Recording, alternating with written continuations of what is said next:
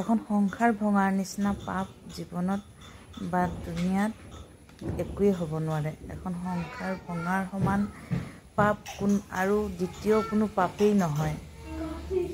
গতিকে কোনোবাই যদি কাৰোবাৰ সংসাৰ এখন ভাঙিছে জানি বুজি, দুটা সন্তান থকাৰ পিছত তেনেকুৱা চেষ্টা কৰিছে বা কৰি আছে চেষ্টা বা ভাঙি পেলাইছে, সি তাৰ কৰ্মফল ঠিক ভোগ কৰি এটা সময়ত তাহাঁতক কুকুৰৰ নিচিনা পুচিবলৈও মানুহ নাথাকিব।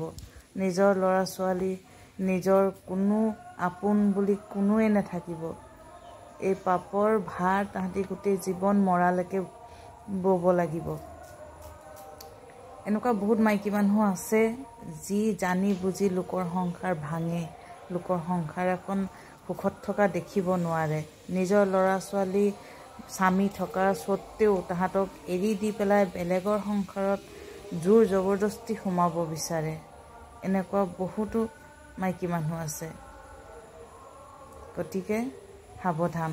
কৰ্মফল কৰ্মে পাপে বাপেককো নেৰে, একেই কথা।